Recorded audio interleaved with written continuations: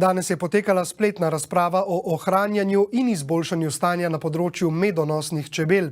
V Sloveniji namreč že vse od vstopa v Evropsko unijo potekajo 3-letni programi ukrepov za celostno podporo slovenskemu čebelarstvu.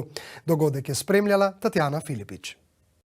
V sklopu mednarodnega projekta Biconsol, ki ga sofinancirata finančni mehanizem EGP in norveški finančni mehanizem preko sklada za regionalno sodelovanje, vodilni partner pa je Kmetijski inštitut Slovenije, je potekala razprava o ohranjanju in izboljšanju stanja na področju medonosnih čebel. V Sloveniji že vse od vstopa v Evropsko unijo potekajo 3-letni programi ukrepov za celostno podporo slovenskemu čebelarstvu. V teku je program za obdobje 2020-2022 z ukrepi, ki so namenjeni posodabljanju čebelarske opreme, podpori izvajanju aplikativnih raziskav, podpori preizkušanja in uvajanja tehnoloških izboljšav, pridelave, predelave medu in ostalih čebeljih pridelkov, izboljšanje teoretičnega in praktičnega znanja čebelarjev s področja zdravstvenega varstva in zatiranje bolezni čebel. Verjamem, da bo s tem projektom pridobljeno in nadgrajeno znanje za ohranitev lokalnih podvrst medonosnih čebel.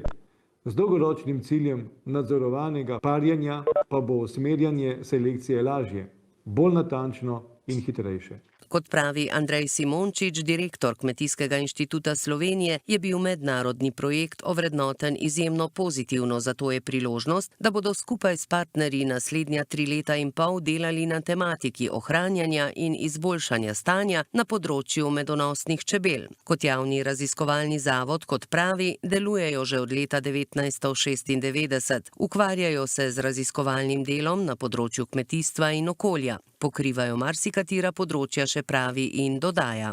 Slovenija nažalost ni velika kot Nemčija ali Anglija, Francija in podobne države, zato v Sloveniji več ali manj Kmetijski inštitut predstavlja edini javni raziskovalni zavod na področju kmetijstva.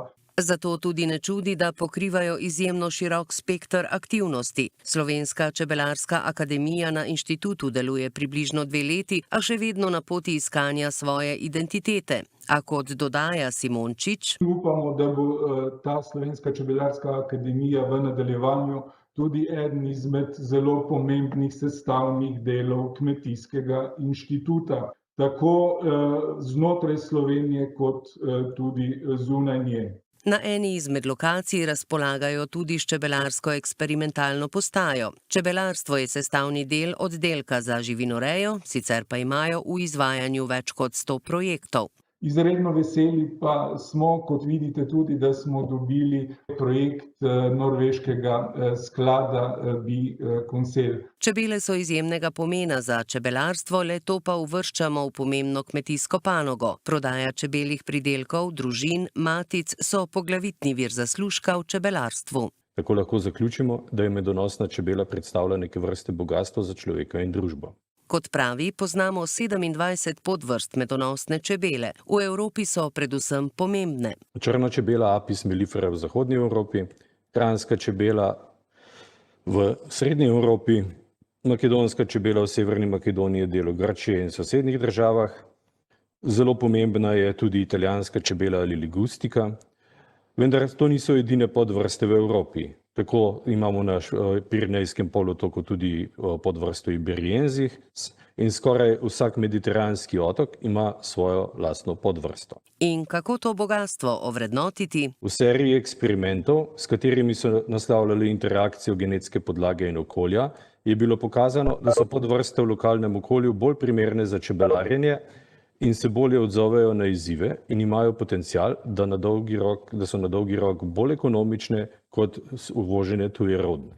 V Sloveniji imamo že več let program za kranjsko čebelo. Prešern pa dodaja, da je lahko učinkovitost rejskih programov vprašljiva in da je temeljni kamen vsakega rejskega programa nadzor nad parjenjem. V mnogih deželah ta manjka oziroma je v rejske programe slabo implementiran. Zato ni napredka pri selekciji.